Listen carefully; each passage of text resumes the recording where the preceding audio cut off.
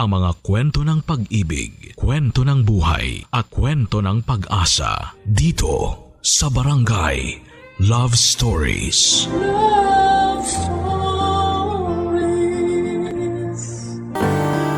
Minsan ang pinakamalalaking himala ay nangyayari sa mga panahong gusto na nating sumuko.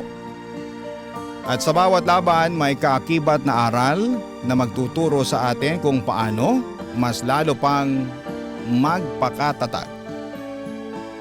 Ikaw kabarangay, hanggang saan kailan mo kayang ipaglaban ang mahal mo sa buhay? Dear Papa Dudut, tawagin niyo na lamang po ako sa pangalang Nelly. 45 years old na ako sa ngayon at may negosyo na gulayan sa palengke dito sa aming lugar sa Cotabato. Alam kong libo-libo ang natatanggap ninyong sulat sa bawat araw, pero umaasa ako na sana kapag napili nyo itong sulat ko ay makapag-iwan po ito ng aral at inspirasyon sa ating mga kabarangay na nakikinig ngayon. Maaga nga pala akong nabiyuda noon, Papa Dudut. Mga bata pa ang dalawang anak namin ni Anton nang mamatay siya dahil sa sakit sa puso. At mula noon ay kasama ko na si Nanay Jean ako na mag-alaga at bumuhay sa mga anak ko. Papa Dudut, masasabi ko na hindi madali ang maging single parent. Pero bukod sa wala naman akong ibang pagpipilian ay mahal na mahal ko rin ang mga anak ko. Kaya naman handa kong gawin ang lahat para sa kanilang kinabukasan. Sila na kasi ang naging buhay ko at araw-araw na nagbibigay ng saya at ng pag-asa sa akin, Papa Dudut.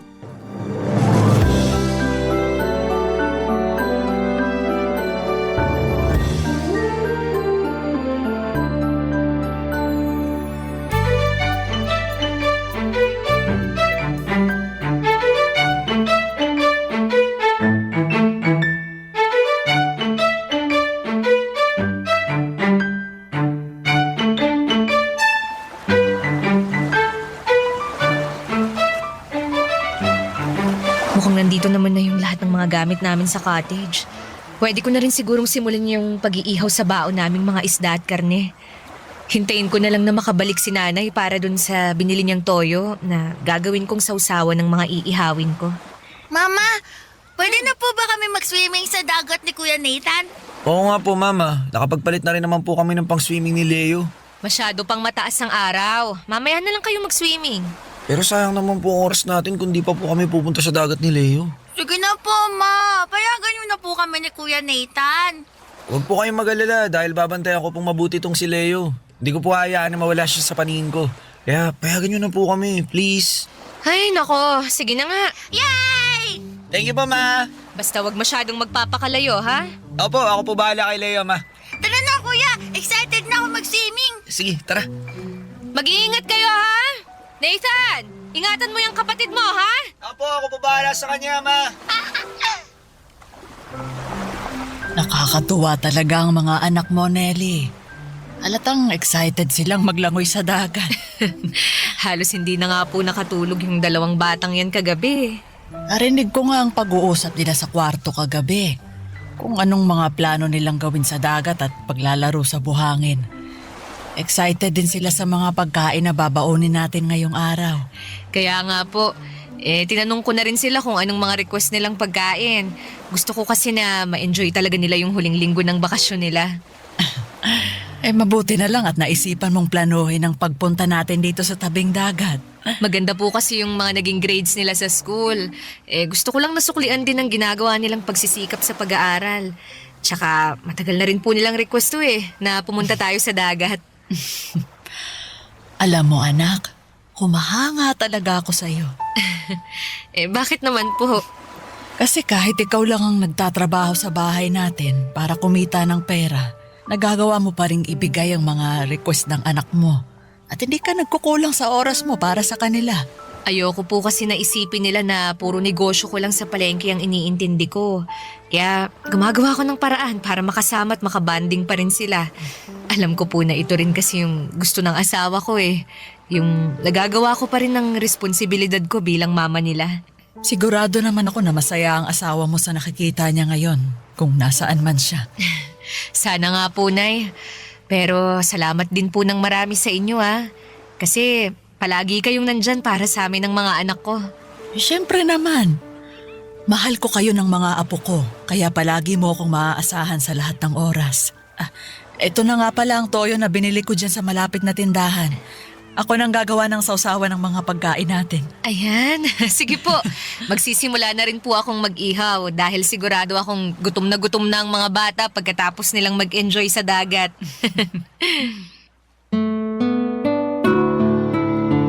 Papadudot, kagaya ng sinabi ko kanina, hindi madali ang maging single parent. Yung tipo na ako lamang ang gumagawa ng paraan para may pumasok na perang panggastos sa bahay namin. Pero ganun pa man ay malaki ang pasasalamat ko kasi nandyan palagi ang nanay Gina ko para sa amin ng mga anak ko. Kapag nasa palengke ako ay siyang madalas na nag-aasikaso kina Nathan at Leo. Pero ayoko ring iasa ang lahat sa mga gawaing ito sa kanya. Kaya kapag nasa bahay ako ay hindi lang pahinga ang ginagawa ko. Bumabawi ako sa mga gawaing bahay pati na rin sa pag-aasikaso ng mga bata. Noong nabubuhay pa kasi ang asawa ko ay gusto niya na hindi ako magtrabaho at sa bahay lamang para nakatutok ako sa pag-aalaga sa mga anak namin. Pero dahil wala na siya, pinagsasabay ko na lamang ang pagtatrabaho at pag-aasikaso kina Nathan at Leo hanggang kaya ko. Mabuti na lamang at swerte ako sa mga anak ko dahil hindi sila pasaway. At sinusuklian nila lahat ng ginagawa ko para sa kanila. Nag-aral po sila ng mabuti at palaging sumusunod sa mga bili namin ni nanay sa kanila. Maayos naman ang lahat sa buhay namin noon hanggang sa dumating ang isang mabigat na pagsubok. Nang ma-diagnose na may brain cancer ang bunso kong anak na si Leo Papadudut.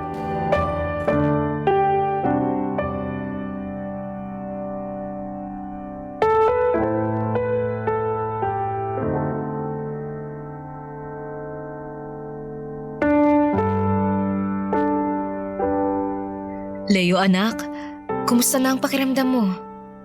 Okay naman po, Mama. Hindi na ba masakit ang ulo mo? Hindi na po. Mabuti naman kung ganun. Pasensya na po kung masyado malakas yung iyak ko. Iba po kasi yung nararamdaman ko sakit sa ulo kanina eh. Ano ka ba, anak? Hindi mo kailangang humingi ng pasensya. Pero kailangan mo na rin munang magpahinga kasi maaga pa tayo bukas, ha? Sa ospital na naman po ba tayo pupunta? Oo, anak. Saglit lang naman tayo doon kasi next month pa yung susunod na chemotherapy mo. Kailangan lang nating mag-follow up sa check-up mo. Makakauwi din kagad tayo pagkatapos nun. Sige po, Mama. Matulog ka na, ha? Lalabas na ako ng kwarto mo. Good night, anak. Good night po, Ma.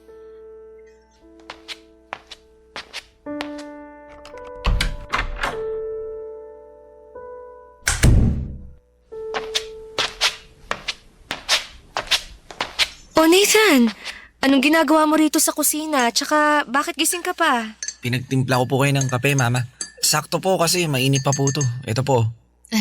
Salamat, anak, ha.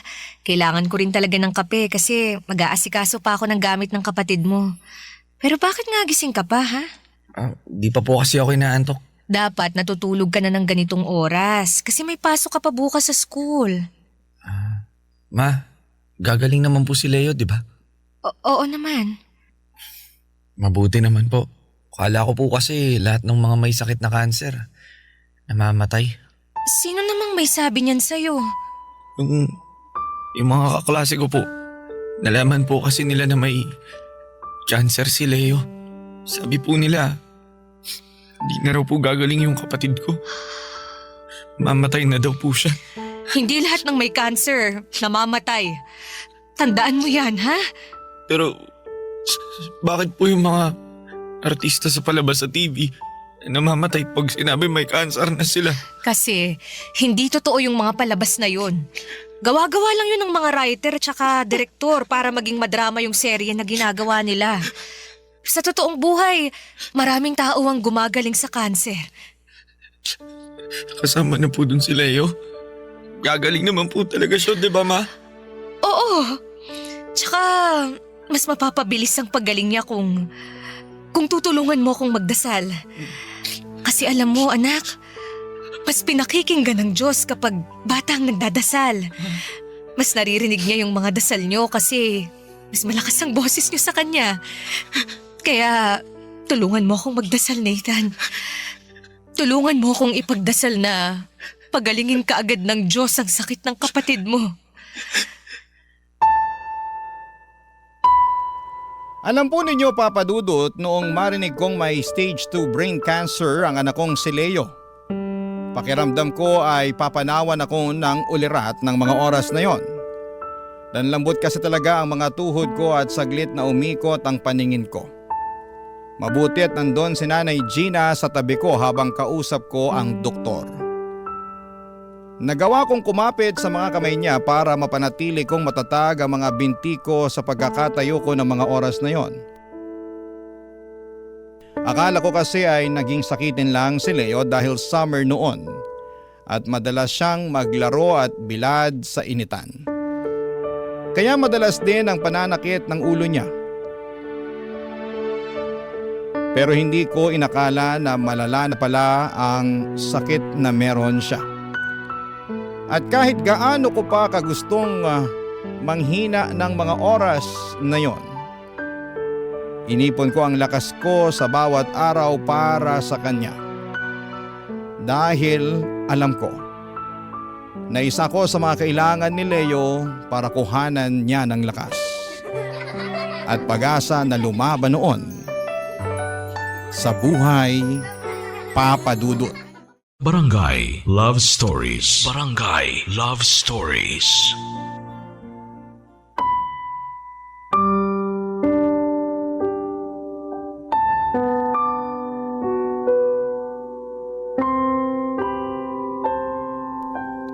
Papa Dudut, medulloblastoma ang naging uri ng brain cancer ng anak kong si Leo.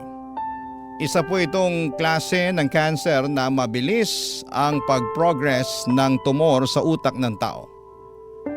Ang mas mabigat pa doon ay hindi operable ang tumor niya dahil nasa sensitibong parte po ito ng utak niya. Kaya naman, lalo pang bumilis ang paglala ng sakit ni Leo. At sa kabila ng radiation at chemotherapy ay umaabot pa rin ang sakit niya sa stage 4 cancer. Masakit isipin na kahit na anong paghawak ko sa kamay niya, kahit na anong panalangin ko gabi-gabi, pakiramdam ko ay unti-unti pa rin inaagaw sa amin ang anak ko ng sakit niya. Dumagdag pa ang bigat na mga gastusin na kailangan kong harapin noon. Pero ang pinakamabigat na parte ng sakit niya, yung mga oras, Papa Dudut, na wala siyang kahit na sinong nakikilala. Kahit pa ako na nanay niya na araw-araw at oras-oras ay nag-aalaga sa kanya.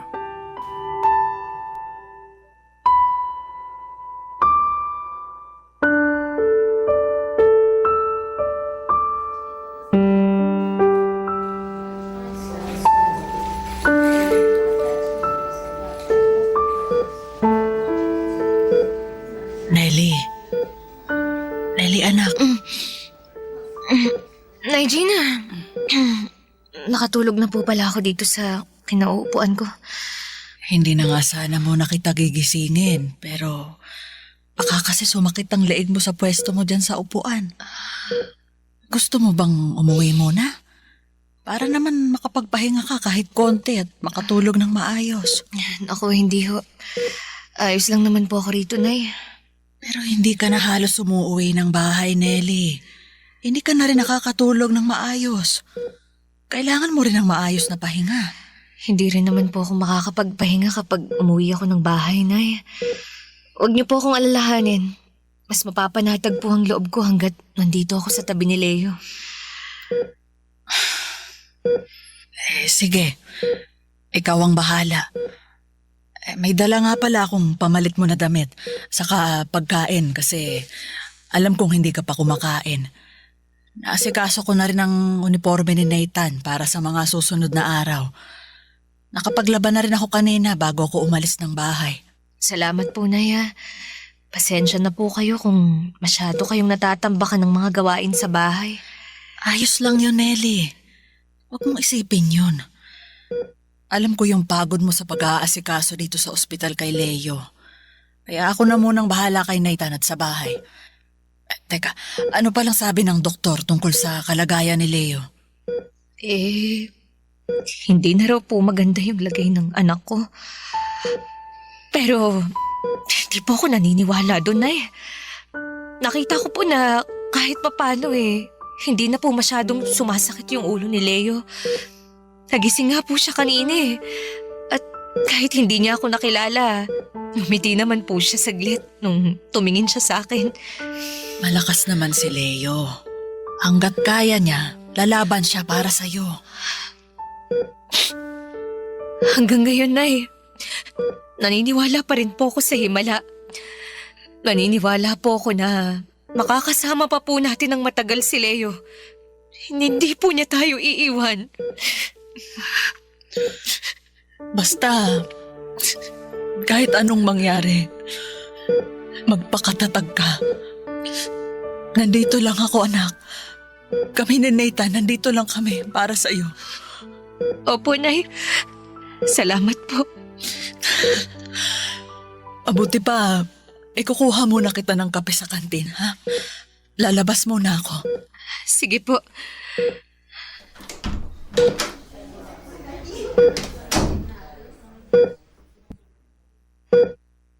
Mama, Leo, anak. Nakikilala mo na ako.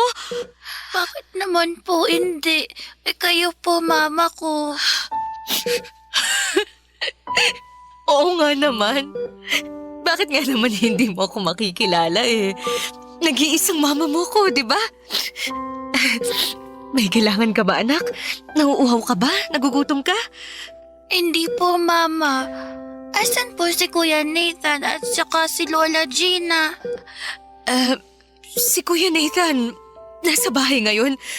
Bukas pagkatapos ng klase niya, dadalawin ka niya dito sa ospital. Si Lola Gina naman, pumunta lang ng kantin para bumili ng kape. Alam mo naman yung lola mo na yun. Sobrang hilig sa kape. Opo, parang kayo din po araw-araw nagkakape. Mama, kailan po ulit tayo pupunta ng dagat?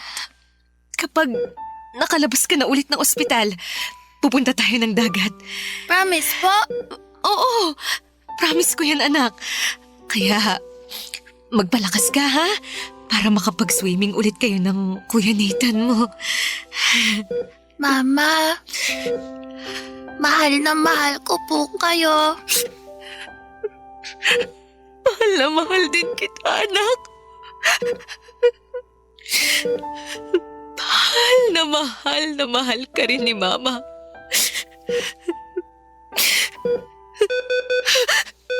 Leo! Leo! Leo, gumising ka, anak! Leo! Nurse! Nurse, doc! Tulungan niyo ako! Tulungan niyo yung anak ko! Leo! Leo, anak! Leo! Papa Dudut, akala ko ay bumubuti na ang kalagayan ng anak kong si Leo kahit papaano noong hindi na masyadong sumasakit ang ulo niya. Na pwede pa namin siyang makasama ng mas matagal. Pero hindi pala dahil senyales yon na tuluyan ng bumibigay ang katawan niya sa karamdaman niya. At kahit na ilang beses sinabi ng doktor sa akin na kailangan ko nang ihanda ang sarili ko sa mangyayari sa kanya, nanalig pa rin po ako na makakasama pa namin siya ng mas matagal. Napakabuti kasi ng anak ko at masasabi ko na naging mabuti akong ina sa kanya. Kaya umaasa ako noon na sana'y pakinggan ng Diyos sa mga dasal ko na pahabain pa ang buhay ni Leo. Na sana'y makasama pa namin siya ng mas matagal. Pero hindi po binigay sa akin ang himala na yon at kinuha na rin siya sa akin. Sobrang sakit po noon kasi napakabata pa ng anak ko. Naisip ko nga na bakit hindi na lamang ako ang nagkasakit. Bakit hindi na lamang ako ang namatay ng maaga? Gusto ko na rin talagang sumuko noon. Lalo na noong araw ng libing ni Leo. Pero pinili ko pa ring magpakatatag para sa panganay kong anak na si Nathan. Hindi ako pwedeng mawala ng pag-asa na mabuhay, Papa Dudut. Kaya naman unti-unti na binalik ko ang sigla sa bahay namin.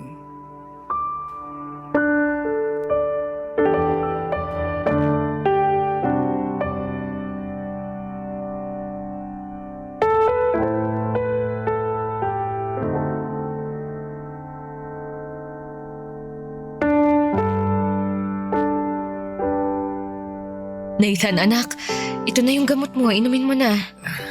Opo ma, salamat po. Gigisingin na lang ulit kita mamaya para sa susunod na pag-inom mo ng gamot, ha? Sige po ma. Sorry po kung di ko kayo natulungan sa pag-ayos ng mga halaman natin kanina. Ano ka ba? Ayos lang, anak. Huwag mo nang isipin yun. Nangako po kasi ako sa inyo kahapon na tutulungan ko kayo. Taas na din po kasi ng mga damo doon tsaka may bago po kayong halaman na gustong itanim. Pwede mo naman akong tulungan kapag wala ka ng lagnat. Sige po, ako na po magtatanim ng lahat ng mga bagong halaman na gusto niyo. Sinabi mo yan, ha? Opo, promise po yun. Namimiss ko na rin po kasing magdilig at makipagkwentuhan sa mga halaman niyo. Kaya siguro naninilaw yung ibang mga dahon nila kasi namimiss ka na rin nila. Yung mga kwento tsaka corny mo na joke, Nathan. Hindi naman po corny yung mga joke ko Mama naman Kung naririnig nga lang po natin ang mga boses nila, sigurado po ako na malalakas yung tawanan nila. Sa inyo pa nga lang po, bentang-benta na yung mga yun Oo. Bentang-benta sa kakornihan. Pero anak, mabuti at bumaba na rin ang lagnat mo kahit papano. Oo nga po Kaya lang medyo nahihilo pa rin ako.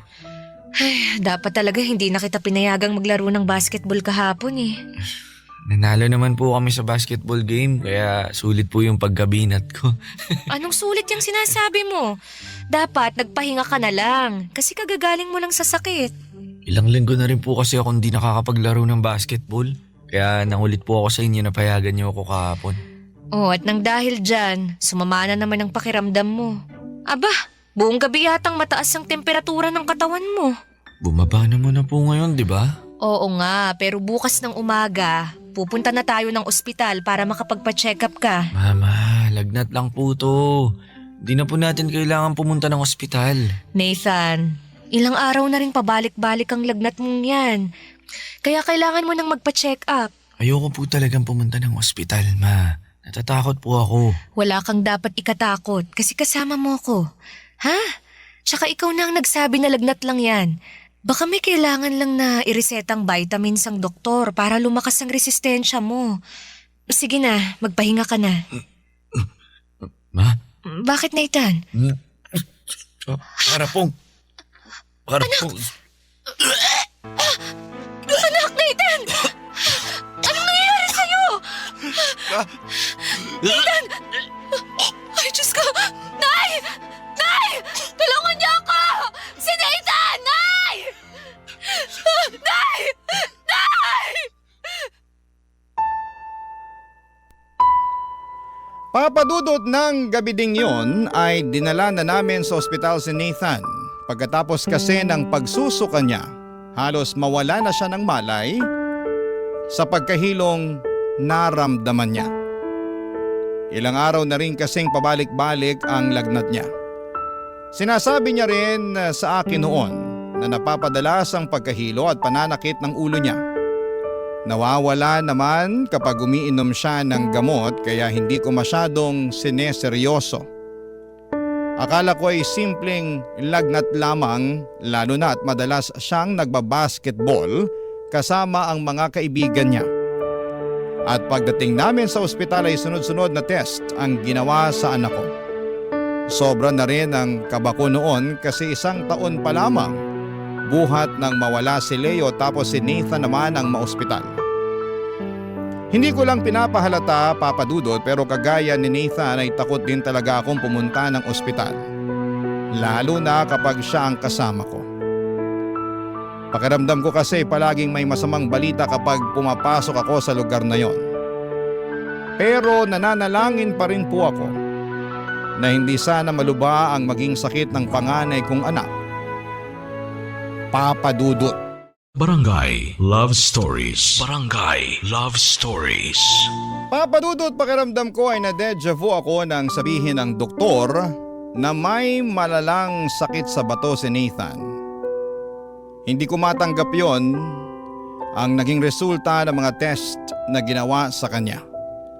Kasi sa isip ko ay napakabata pa ni Nathan at bakit siya? Bakit kailangan niyang maghirap sa sakit na meron siya? At bakit kami na naman ang binigyan ng ganitong klase ng pagsubok sa buhay? May parte pa noon sa buhay ko na sinisisi ko ang sarili ko kasi hindi ko man lang napansin na iba na pala ang nararamdaman niya. Na may sakit na pala siya. Akala ko ay simpleng pagod lang tuwing nagrereklamo siya ng panghihina o pagkahilo.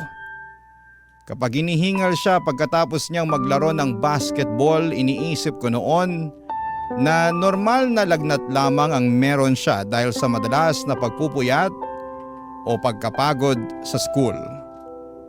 Pero mali pala ako, Papa Dudut. Isa na pala yung sakit na unti-unting kumakain sa lakas ng anak ko.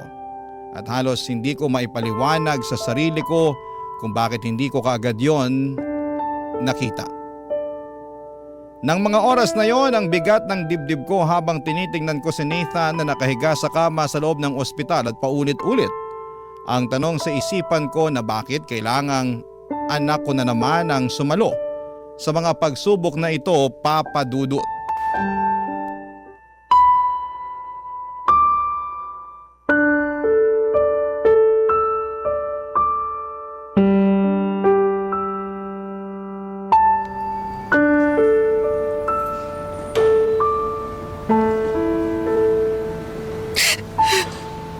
Diyos ko, wala nang kunin niyo po sa akin ng bunso kong si Leo. Wala po kayong narinig na kahit anong masakit na salita mula sa akin. Pinilit ko pong tanggapin ang lahat ng nangyari noon. Pinilit ko pong intindihin ang dahilan kung bakit niyo siya kinuha ng maaga. Pinilit ko pong tanggapin na wala na siya. Pero sana naman po wag muna ang panganay ko. Wag niyo naman po sana siyang kunin sa akin. Wag naman po na sana si Nathan, Diyos ko.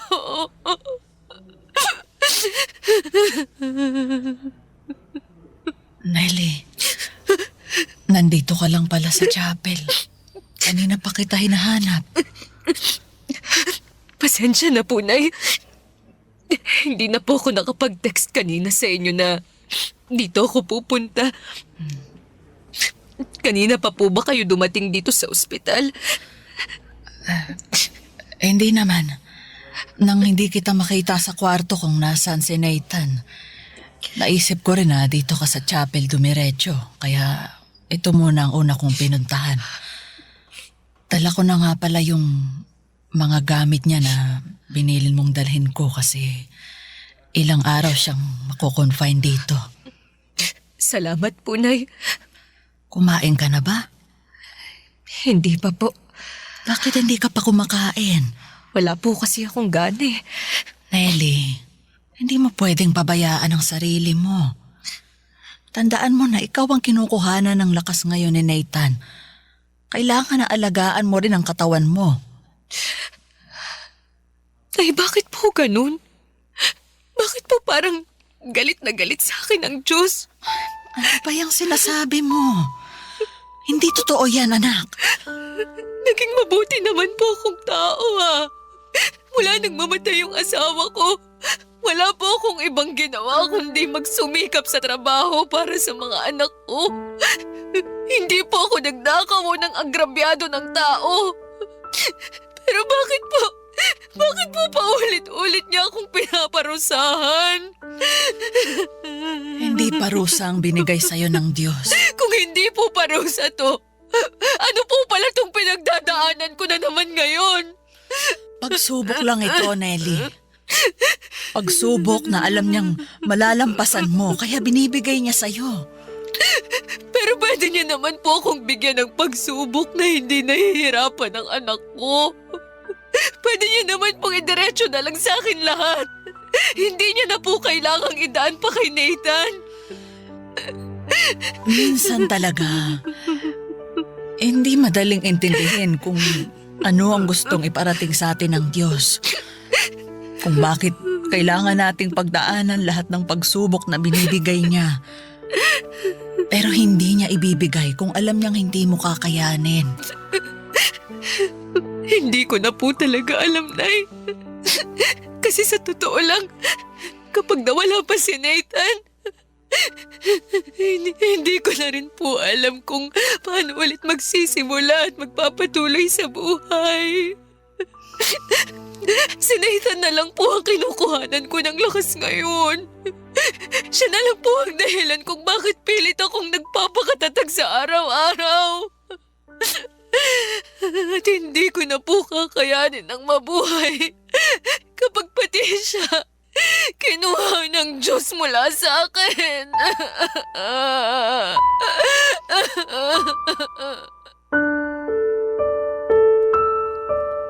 Papadudod araw-araw, pakiramdam ko ay para akong naglalakad sa dilim na walang kasiguraduhan kung saan patutungo ng mga oras na yon. Pilit ko ring ginagapang ang pagpapagamot kay Nathan dahil unti-unti nang naubos ang naipon kong pera. Patuloy ang gamutan, laboratory test, hospital bills at dialysis niya. Kaya naman nagsimula na akong lumapit sa mga charity foundation kahit sa mga opisina ng taong hindi ko naman kilala. Mabuti na lamang at malapit na ang eleksyon noon. Marami po ang nagbigay ng financial help na kahit papaano'y nakadagdag sa pang-araw-araw naming laban. Pero habang pilit kong nilalakad ang lahat ng ito, patuloy namang nanghihina si Nathan. Kitang-kita ko ang unti-unting pagbabago sa kanya. Minsan pa ay napapansin ko na lamang na nakatitig siya sa malayo, tahimik at parang may iniisip na hindi niya masabi. Pero pinipilit ko pa ring maging matatag. Pinipilit kong ngumiti sa harapan niya. At sa tuwing nag-iisa ako ay doon bumibigay ang mga luha ko. Doon ko na ilalabas ang lahat ng takot na nararamdaman ko. Yung takot na baka anumang oras, si Nathan naman ang mawala sa akin, papadudot.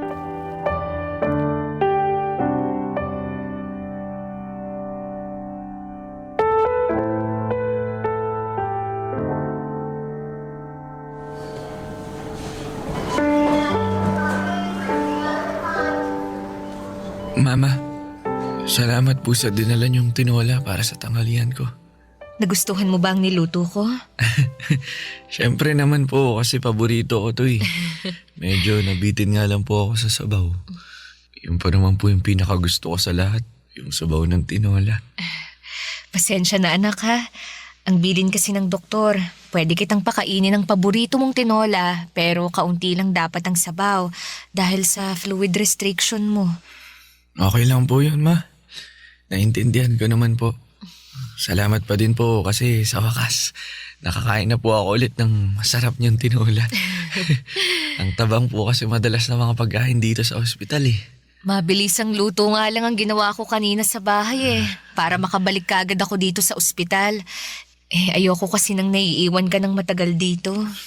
Sabi nga po ni Lola Gina, halos hindi na raw po kayo umuwi ng bahay. Hindi niya naman po kailangan na palagi akong bantayan dito. Tsaka malapit na rin naman po akong lumabas dito, di ba? Oo naman. Hinihintay na lang natin ang resulta ng blood tsaka urinalysis test mo. Ma, bakit po kayo umiyak? Hindi ako umiiyak ha. Ayan po. Naluluha po yung mga mata niyo eh. Hindi nga. Ma, huwag na po kayong matakot. Ano bang sinasabi mo? Walang kinatatakutan ng mama mo, Nathan, ha? Alam ko naman po yung nararamdaman niyo ngayon. Natatakot po kayo na mawala ako kagaya na nangyari kay Leo. Pasensya ka na, anak, ha? Ayos lang po, Ma.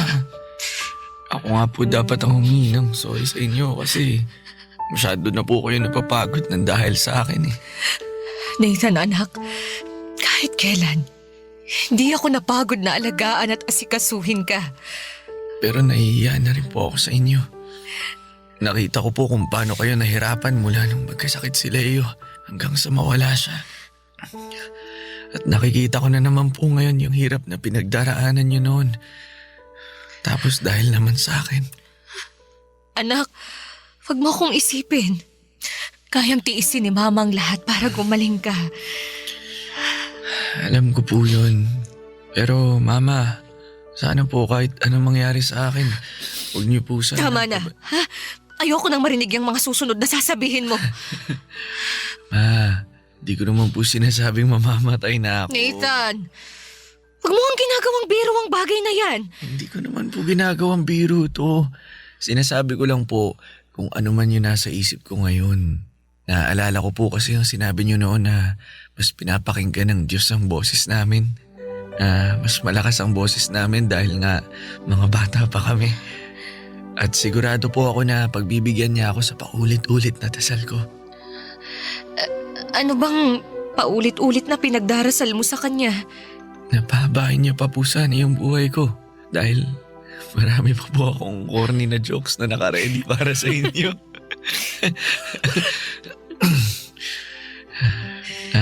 Payagan niya pa po sana akong makasama kayo ng mas matagal. Dahil tutulungan ko pa po kayo para palaguin yung mga halaman dun sa atin. Paulit-ulit po akong nagdarasal sa kanya na sana bigyan niya pa po ako ng pagkakataon na kayo naman po ang maalagaan ko, Mama.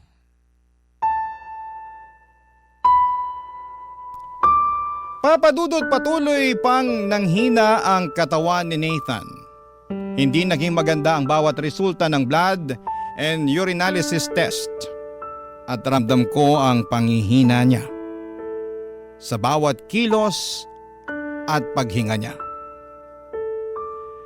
May mga araw na halos hindi na siya makabangon at may mga gabing hindi ako mapakali kakabantay sa kanya.